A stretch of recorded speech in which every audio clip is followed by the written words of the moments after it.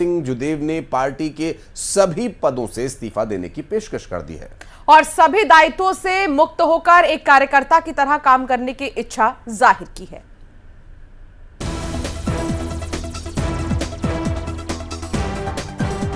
क्या छत्तीसगढ़ बीजेपी में सब कुछ ठीक नहीं है?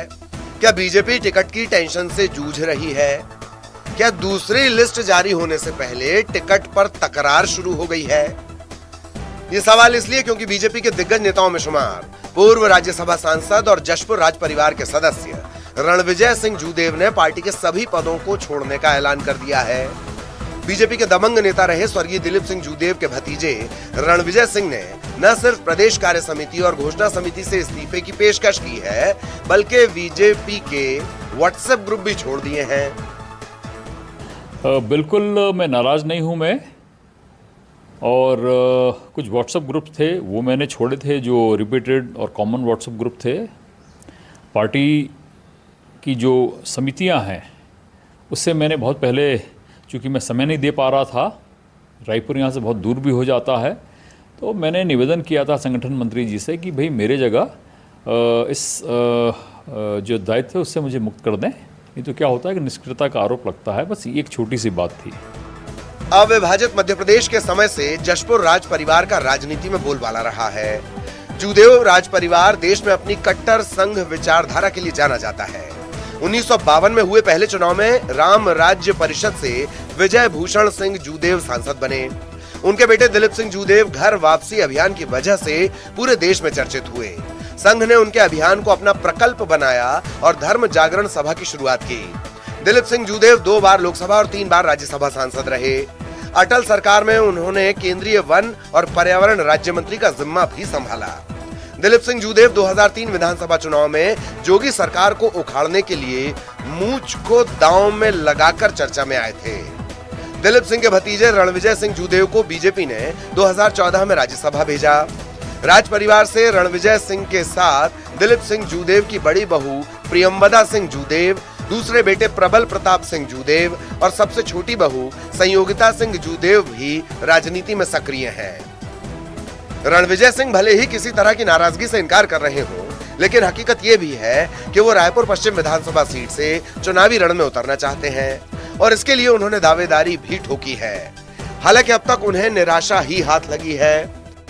मैंने अपनी बात रखी थी रायपुर पश्चिम की, क्योंकि मैंने वहाँ से पढ़ाई लिखाई 12-13 साल की है, मेरा निवास भी वहाँ पर है और मैं अभी मानता हूँ सबसे उपयुक्त प्रत्याशी अगर कोई वहाँ पर है तो राजेश मूणत ही हैं जो सीट जीत सकते हैं। पर मैंने अपनी एक बात रखी थी वहाँ पर, वो पार्टी तय करेगी उसमें क्या करना है। अगर मुझे लगता है पार्टी को भी सरगुजा संभाग या रायगढ़ लोकसभा में मेरी ज़्यादा उपयोगिता है, यहाँ भी लगभग आपकी 20 सीटें हैं, अगर यहाँ मेरी ज़्यादा उपयोगिता है 20 सीटों में तो मैं यहाँ काम करूँगा। दरअसल राज परिवार के 2 सदस्य प्रबल प्रताप सिंह जूदेव की कोटा सीट और संयोगिता सिंह जूदेव की चंद्रपुर विधानसभा सीट से दावेदारी के बाद रणविजय सिंह जूदेव की दावेदारी कमजोर हो गई। पार्टी राज परिवार के ही 3 लोगों को टिकट देने से बचना चाहती है। देखिए, जब पहली सूची जारी किए थे उसके बाद ही बगावत के सूर सामने आ गए थे। दूसरी वायरल सूची आई तो स्थिति और ज्यादा घातक हो गई। जूतम पैजाद मचा हुआ है, नेताओं के कपड़े फाड़े जा रहे हैं, कालिख पोती जा रही है, प्रदेश अध्यक्ष के पोस्टर पे कालिख पोती जा रही है, नेता प्रतिपक्ष का पुतला जलाया जा रहा है। ये भारतीय जनता पार्टी का असली चरित्र है और किस प्रकार से केंद्रीय नेतृत्व ने यहाँ के कार्यकर्ताओं की उपेक्षा की है उसका परिणाम अब सामने आ रहा है। कांग्रेस पार्टी तो अपने कार्यकर्ताओं से पूछ के उनकी राय से टिकट दे रही है।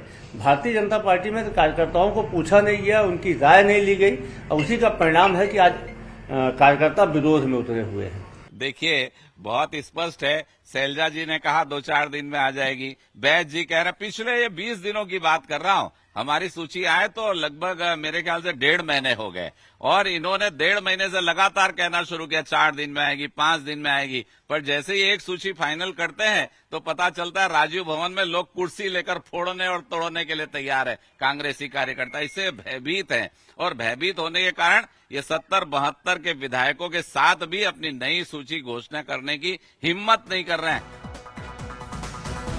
रणविजय सिंह जूदेव के इस्तीफे की वजह कुछ भी हो, लेकिन एकाएक उनके बड़े ऐलान ने सूबे का सियासी पारा चढ़ा दिया है।